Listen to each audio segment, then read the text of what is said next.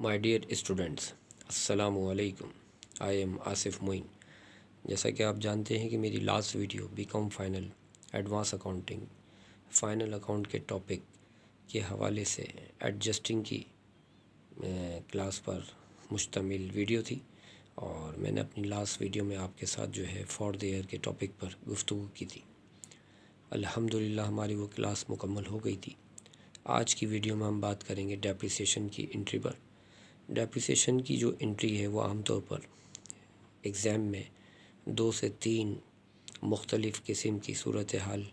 کے ساتھ اسٹوڈنٹ کو سوال بنا کر دی جاتی ہے۔ آج ہم ان تینوں صورتحال کو آپ کے ساتھ شیئر کر دیں گے تاکہ امتحان میں آپ کو اس قسم کی کوئی بھی پرابلم نہ ہو۔ اس سے پہلے کہ ہم اپنی ڈیپریسیشن کی 3 انٹریاں آپ کے ساتھ شیئر کریں، ہمیں یہ ضروری ہوگا ہم بتائیں آپ کو کہ ڈیپریسیشن کیا ہے۔ آپ کو یہ معلوم ہے کہ ڈیپریسیشن چونکہ اکاؤنٹنگ میں بیکام فائنل کی اکاؤنٹنگ میں ایک ٹاپک ایڈجسٹنگ انٹری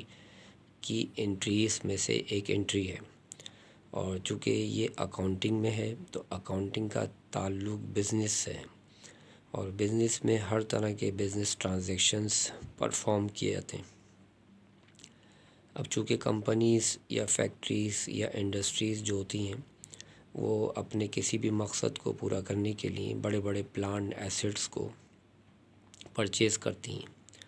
پھر انہیں پرچیز کرنے کے بعد انہیں یوٹیلائز کیا جاتا ہے، انہیں استعمال کیا جاتا ہے، اور استعمال کے دوران وہ پلانٹ ایسٹس جو ہیں وہ یوز ہوتے ہیں، یعنی انہیں یوز ہوتے ہوتے جو ہے ان کی ویلیو ڈاؤن ہو جاتی ہے۔ تو اس وقت جب ان کے پلانٹ ایسٹ جو یوز ہونے کے بعد جو ڈاؤن ہو جاتے ہیں ویلیو وائز، اس صورتحال کو ہم اکاؤنٹنگ میں ڈیپریسیشن کال کرتے ہیں۔ یعنی ڈیپریسیشن سے مراد کسی بھی چیز کا جو بزنس پرپس پر یوز ہوئی ہو اس کو یوز کرنے کو کہتے ہیں، یعنی استعمال ہو جانا یا گھس جانا یا کسی ویلیو سے کم ہو جانا یا گھٹ جانا، یعنی abetment anything for the purpose for getting profit in the business. تو میں آپ کے ساتھ یہی بات شیئر کرنے کی کوشش کر رہا ہوں تاکہ آپ میری بات بخوبی طریقے سے سمجھ لیں کہ ڈیپریسیشن یوز کے معنوں میں استعمال ہوتا ہے، اور کوئی بھی چیز جو ہوتی ہے جو اپنی ویلیو سے کم ہوتی جاتی ہے اسے ہم ڈیپریسیشن کال کرتے ہیں۔ اب چونکہ ڈیپریسیشن کے جو سوال ہیں وہ میں نے ابھی بتایا کہ جیسے کم و بیش 3 انداز میں سوال پیپر میں آ سکتے ہیں۔ سوال نمبر 1 کچھ اس طرح سے ہے کہ اگر ایگزام میں سوال آئے depreciation expense for the year اور اس کے ساتھ کوئی روپیز یعنی رقم بھی ہو،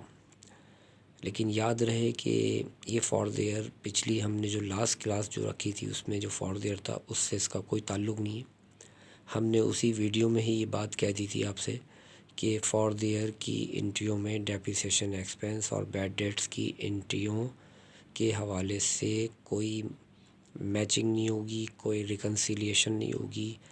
وہ دونوں ڈیپریسیشن بیڈ ڈیٹس کا تعلق بالکل الگ ہے، اور باقی ان دونوں کے علاوہ جتنی بھی جو ایڈجسٹنگ انٹریز ہیں ان میں اگر فار دا ایئر آتا ہے تو ان کا تعلق بالکل الگ ہے۔ تو اس لیے اگر ڈیپریسیشن ایکسپنس کے ساتھ فار دا ایئر آ جائے تو ایسی صورت میں آپ کو ٹرائل بیلنس میں بالکل دیکھنے کی ضرورت نہیں ہے، جو کہ ٹرائل بیلنس سوال میں دیے گئے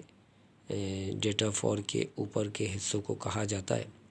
وہاں پر بھی یقیناً ڈیپریسیشن سے متعلق کوئی اس کا سائنونیم ہوگا،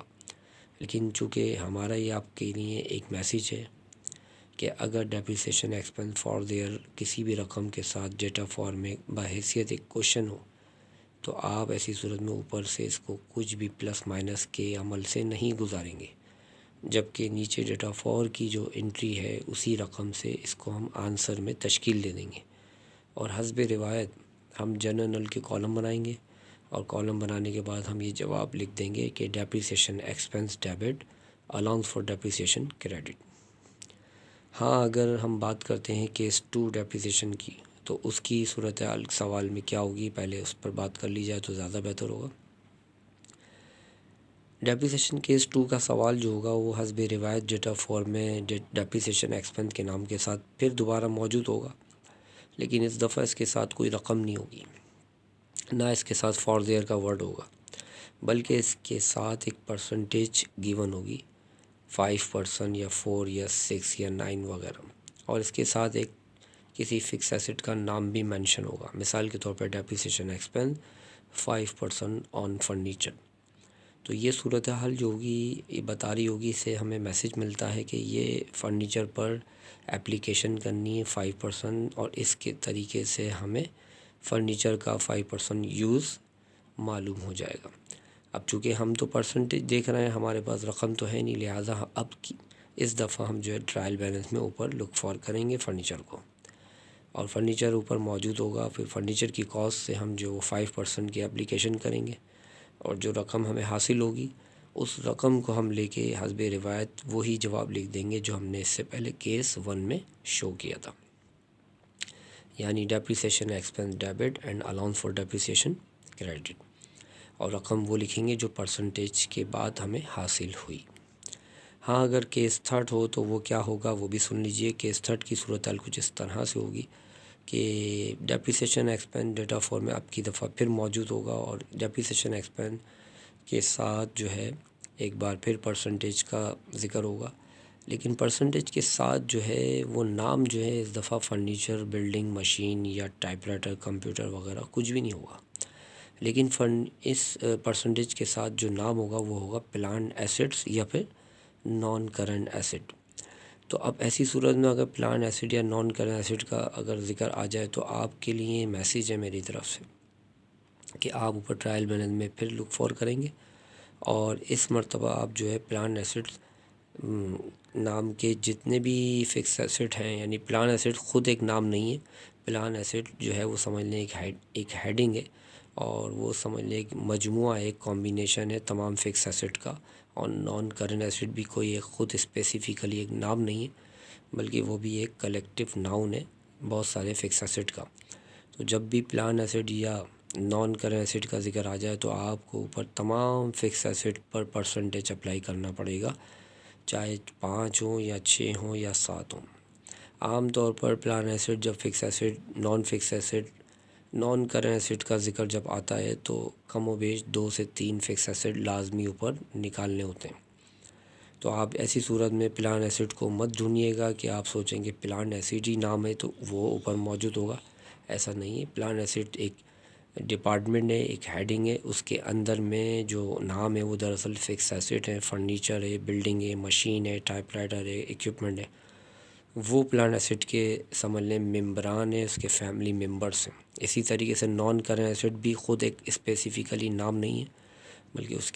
اس کے اندر موجود اس کی جو فیملی ممبرس ہیں وہ furniture, building, machine, typewriter, office equipment, sale equipment وغیرہ ہیں۔ تو آپ ان دونوں ناموں کی موجودگی میں ان کے اندر کے ناموں کو اوپر ٹرائل بیلنس میں تلاش کیجئے گا، اور پھر ان کو 1 بائی 1